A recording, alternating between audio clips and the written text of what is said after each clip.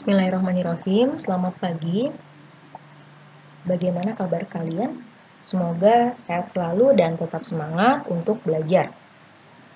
Video pembelajaran kali ini adalah video pertama untuk pelajaran ekonomi kelas 12 tahun ajaran 2020-2021 semester ganjil. Apa yang akan kita pelajari? Nah, ini ada petunjuknya. Dalam gambar ini ada tabel, ada diagram, ada hitungan, dan seterusnya. Nah, karena secara garis besar, nanti selama kelas 12 kalian akan belajar tentang akuntansi. Akuntansi itu nanti tidak akan terlepas dari perhitungan, tabel, angka, dan lain-lain. Mungkin ada yang pernah belajar di kelas 9 atau kelas 8 mungkin, atau sudah pernah belajar secara mandiri. Sebelum kita bahas akuntansi itu apa, ini bisa kalian baca. Akuntansi sebagai sistem informasi. Nah, ini saya berikan gambar perusahaan. Menurut kalian, apa satu kata yang berkaitan dengan perusahaan? Adakah yang berpikir tentang manajer perusahaan? Atau investor perusahaan? Atau justru ada yang berpikir tentang keuntungan perusahaan atau kerugian perusahaan? Nah, artinya ini adalah 4 komponen yang berbeda. 4 komponen yang berbeda ini berkaitan dengan aktivitas perusahaan. Keuntungan atau kerugian adalah informasi. Informasi keuangan yang diperlukan oleh pihak yang berkepentingan dengan perusahaan. Keuntungan atau kerugian dibutuhkan informasinya oleh manajer, dibutuhkan informasinya oleh investor. Dari mana perusahaan bisa membuat informasi keuntungan atau kerugian? Dari sini, dari laporan keuangan yang diperoleh melalui siklus akuntansi. Sehingga akuntansi itu apa? Ini ada pengertian dari American Accounting Association. Akuntansi adalah proses mengidentifikasi, mengukur, dan melaporkan informasi ekonomi. Nah, keuntungan atau kerugian perusahaan inilah contoh dari melaporkan informasi ekonomi. Apa kalimat selanjutnya? Untuk memungkinkan adanya penilaian dan pengambilan keputusan yang jelas serta tegas bagi mereka yang menggunakan informasi tersebut. Berarti nanti, seperti slide sebelumnya, keuntungan atau kerugian perusahaan dibutuhkan informasi tersebut untuk manajer dan dibutuhkan oleh investor. Ada pendapat lain yang memberikan pengertian akuntansi adalah seni pencatatan, pengklasifikasian, serta pengikhtisaran transaksi dan peristiwa keuangan dengan cara tertentu dan dalam ukuran moneter. Berarti nanti bisa dalam rupiah penuh, dalam jutaan rupiah, atau dalam dolar, termasuk penafsiran atas hasil-hasilnya. Berarti secara garis besar ada 4 tahapan elemen akuntansi. Yang pertama adalah identifikasi dan pengukuran. Apa artinya? Artinya hanya transaksi ekonomi yang masuk ke dalam ruang lingkup akuntansi. Contoh, pembayaran gaji karyawan. Gitu. Nanti dari transaksi ekonomi ini dicatat berapa gaji karyawan dan dibayarkan kepada siapa saja. Tahap pencatatannya dan penggolongannya contohnya adalah jurnal. Nah, nanti ke depannya kalian akan umum dengan istilah debit dan kredit.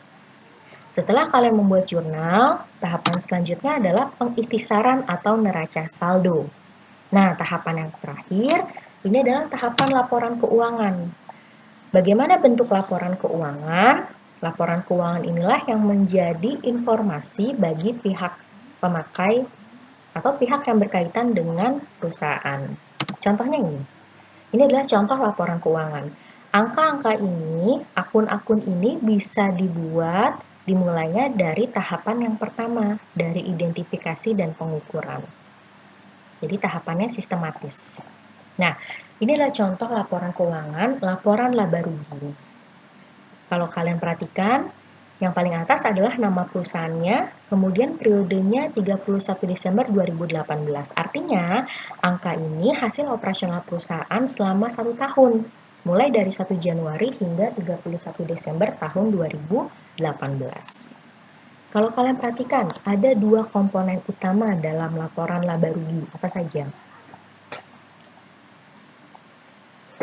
Iya, komponen yang pertama adalah pendapatan, mudahnya penerimaan perusahaan, kemudian komponen pengeluaran. Mudahnya adalah pengeluaran perusahaan.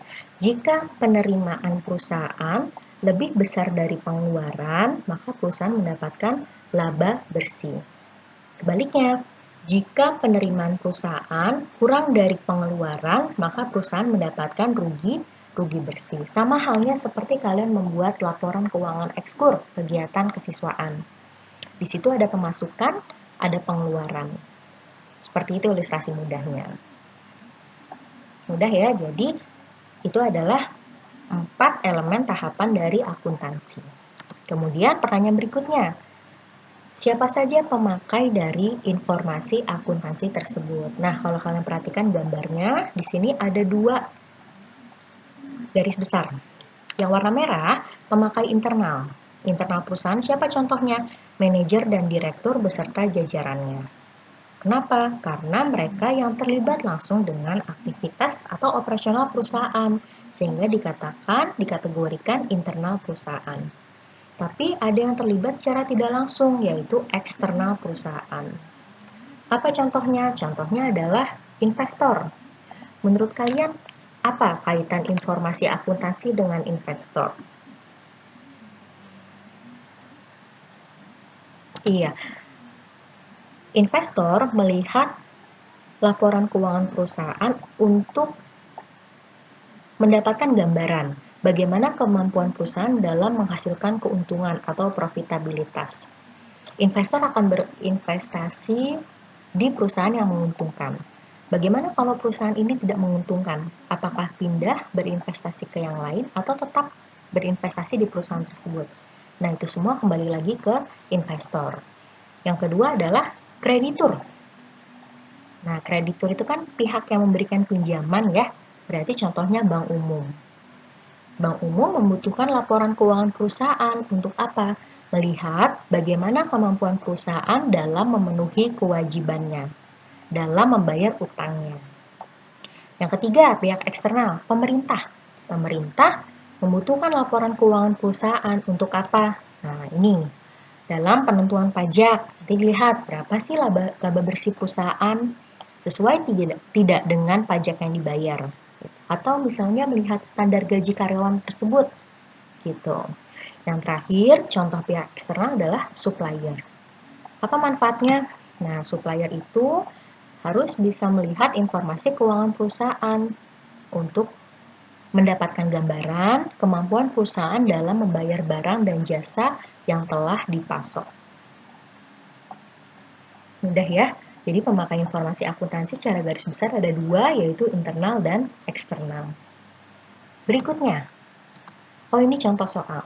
Jawablah pertanyaan di bawah ini dengan tepat. Kegunaan akuntansi dilihat dari segi internal perusahaan adalah sebagai dasar A, B, C, D, atau E. Dari sisi internal. Pilihan yang tepat yang tepat yang D, pengambilan keputusan. Manajer, direktur, beserta jajarannya. Oke, soal yang berikutnya. Pihak kreditur memerlukan laporan keuangan perusahaan untuk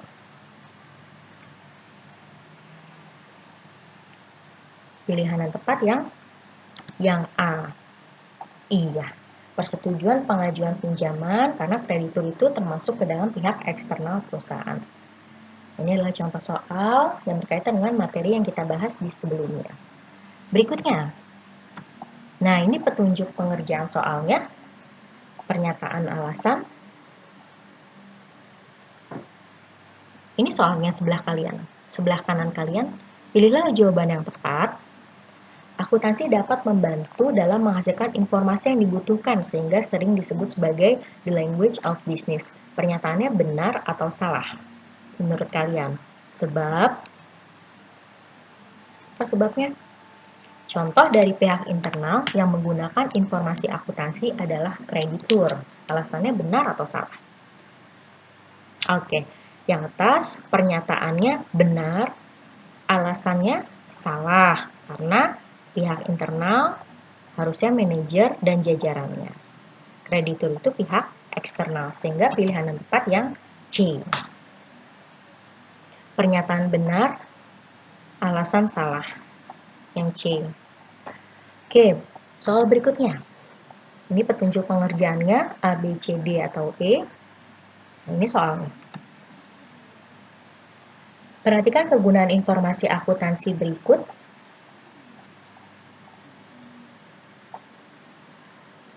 Apa informasi yang paling dibutuhkan oleh pemerintah? Pilihan yang tepat yang 2 dan 4.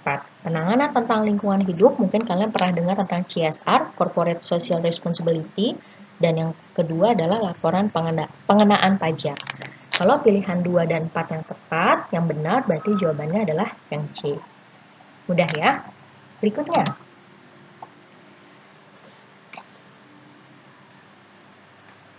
Kualitas informasi akuntansi. Apa artinya? Untuk menghasilkan suatu informasi yang berkualitas, harus memenuhi beberapa syarat. Nah, kalau kalian perhatikan di sini ada 8 syarat. Apa syarat yang pertama? Manfaatnya lebih besar dari biaya. Apa artinya? Biaya pembuatan laporan keuangan tidak melebihi manfaat yang diperoleh pemakainya. Itu yang pertama. Yang kedua apa? Dapat dipahami oleh para pemakainya sesuai standar akuntansi yang ada. Yang ketiga, relevan, berguna secara langsung bagi para pemakainya. Seperti contohnya tadi, laporan laba rugi relevan dengan kepentingan investor untuk menggambarkan kemampuan perusahaan dalam menghasilkan keuntungan. Yang keempat apa? Dapat dipercaya. Dapat dipercaya artinya dapat diuji, netral, dan menyajikan yang sebenarnya. Yang keempat, nilai prediksi. Data keuangan yang ada dapat digunakan untuk memprediksi kondisi masa akan datang. Contoh, kalau tahun ini perusahaan mendapatkan keuntungan perusahaan. Nanti manajer sebagai pihak internal bisa memprediksi ke depannya perusahaan bisa seperti apa.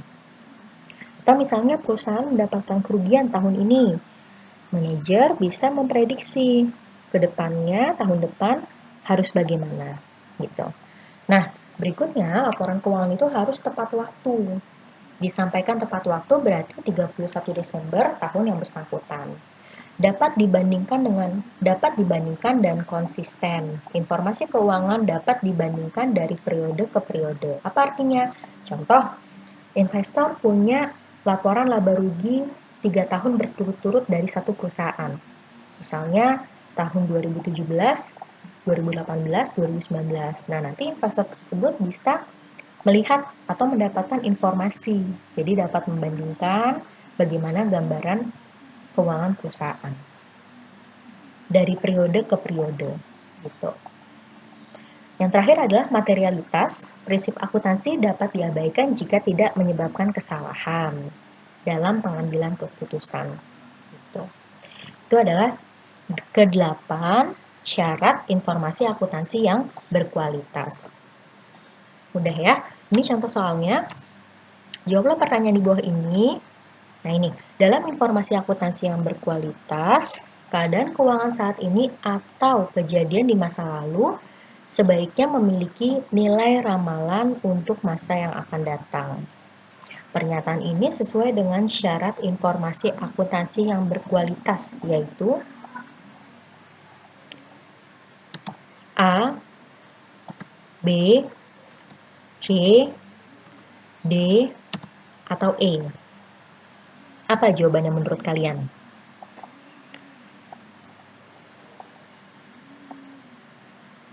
Pilihan yang tepat adalah yang Yang C, nilai prediksi. Apa yang bisa digarisbawahi dari soal ini? Sebaiknya memiliki nilai ramalan untuk masa yang akan datang, sehingga jawabannya nilai prediksi. Ini ya. Berikutnya.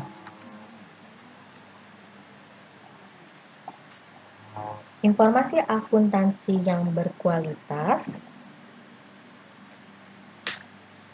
harus tersedia pada saat akan digunakan untuk pengambilan keputusan perusahaan. Pernyataan tersebut menunjukkan informasi akuntansi memiliki nilai. Jawaban yang tepat adalah yang E, tepat waktu. Apa yang digarisbawahi? Pada saat tersedia pada saat akan digunakan. Ya, ini contoh soal. Oke, soal berikutnya. Pernyataan alasan sebab akibat A, B, C, D, atau E menurut kalian. Ini pernyataannya. Pilihlah jawaban yang tepat. Akuntansi memberikan informasi sesuai dengan keinginan pihak tertentu. Pernyataannya benar atau salah menurut kalian? Sebab, ini alasannya, salah satu syarat dari informasi akuntansi yang berkualitas adalah dapat dipahami. Benar atau salah? Atasnya, pernyataannya salah karena harusnya netral, bukan keinginan pihak tertentu. Pernyataannya salah, alasannya benar, dapat dipahami. Sehingga pilihan yang tepat yang D. Soal berikutnya dengan bentuk yang berbeda, A, B, C, D, atau E. Ini pertanyaannya. Syarat informasi yang berkualitas. Pilihan yang tepat adalah yang C, 2 dan 4. Relevan dan dapat dipercaya, 2 dan 4. Jika jawaban 2 dan 4 benar, pilihan yang tepat yang C. Oke, ini adalah daftar pustaka yang saya gunakan dalam video pembelajaran kali ini.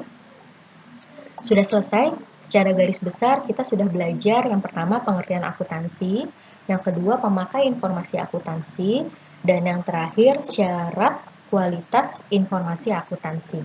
Semoga bermanfaat. Terima kasih. Saya akhiri belajarnya sampai di sini. Tetap semangat untuk belajar.